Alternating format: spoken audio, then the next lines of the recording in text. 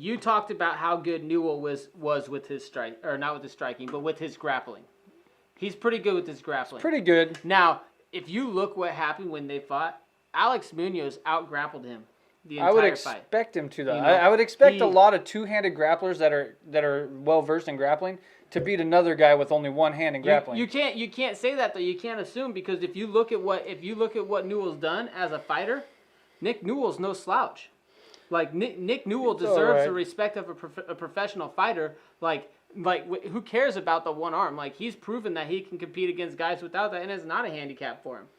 You know, that wasn't the reason he lost. He lost that fight simply because Alex Munoz out-grappled him. It had nothing to do with the handicap with one arm there. Yeah, but if you think... So let's say if he had the same skill he has now, but he has two hands, he's going to be a far better grappler than he is now. Maybe. I don't know. I know we also have a wrestler who won a 125-pound D1 title with one leg. I saw that one too. With one leg, you know, that now imagine if he had two legs. No. He would have been up at what, 140, 142? It doesn't matter. The advantage that he had was the fact that he had that missing leg. Okay? That was a big advantage for him. That's a huge advantage. Because you know where the shot's going every time. It's not about the shot. It's about the scrambles. It's about being able to clear your legs when you're fighting for position. In wrestling, when you're in a scramble position, one of the things that you control is you control the hips and you control the legs. Now, against a guy who has only one leg there, you know, your option for where you're going to control is only one leg. Now, if he has his whole life being able to defend and work against guys being able to attack and try to control one leg, he has the advantage. He knows where to control that one side. Yeah. They don't have really much tricks they can do the other side because he limps it out, you know. And he was a fantastic wrestler outside of that with his speed, his strength, his quickness, his technique. Like, having one leg wasn't a disadvantage, just like Nick Newell having one arm. I don't think is really a disadvantage to him. I think it's still a disadvantage. I think that you could think that it is just simply because of the fact that it's not there, but I think that if you look at what he's done, he's proven himself. He hasn't beat anybody. Alex Munoz. I mean, he went on. He went I know like what 10, he did, but what are all the names? Fights? He beat some guys, but he didn't really beat anybody. If you know what I mean. We talk about Can Crusher alerts. I don't know. Let's pull him up. What do you got? Do you have his up? I mean, we can pull him up. Corey Browning. Who the fuck is that? Well, let's find out. Let's hold on. Let's do this way. I'll click on Corey Browning. Let's do it this way. 4-3, Corey Browning. Why is he fighting fucking? Let me look at his record.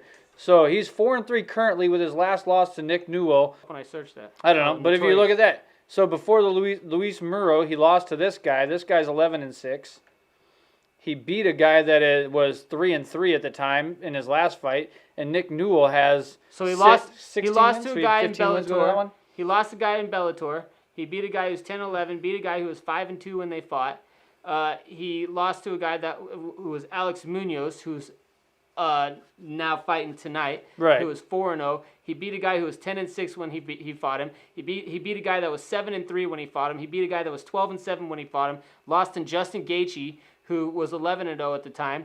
He beat Justin Gaethje will beat just about anybody. Yeah, he lost to a guy that was 8-3, or he beat a guy that was 8-3, beat a guy that was 9-1, beat a guy that was 16-5, beat a guy that was 6-3, beat a guy that was 5-1. Now, if you look down below that, yeah, you know, he's got an 0-1, 0-0, a 1-4, but those are his first 4 or 5 fights. I would say since then, for the most part, he's fought comparable or what should be tougher competition. So I think that to say that he's a can crusher is not accurate at all. I think that Dana White's been too harsh on him simply because Dana doesn't want the liability of what would happen if he potentially lost with the one arm in the UFC. He doesn't want people to look at the UFC as a promotion that puts on freak show fights, but I don't think Nick Newell's a freak show fight. I think Nick Newell's a legit athlete who can compete with most of these guys. You know, I think that he's a legit fighter that deserves to be able to compete against the top guys. I think he's. I don't know about the top guys. I think the lower level guys he's been fighting. I think he's able to beat a lot of those guys that are in the UFC. Maybe. I guarantee you. Maybe he's not a top 10. He's not top 15 either. But you know what? There's a lot of guys in the UFC. Like if you look at Tim Means, who we're going to talk about here later. That guy, he's not a top 10, top 15 guy. No. But they still keep him around. Yeah, you know, it's really he doesn't really lose back to back too much. He's kind of we'll get there. He's every other fight. Ed Herman. Ed Herman. Yeah. You know, he's exciting to watch, but he ain't a top 15 guy. No. And he hasn't been for a long time. There's guys that you bring on just because they're simply going to be fan-friendly fighters. Nick Newell, even if he doesn't win a title, he has a large fan following.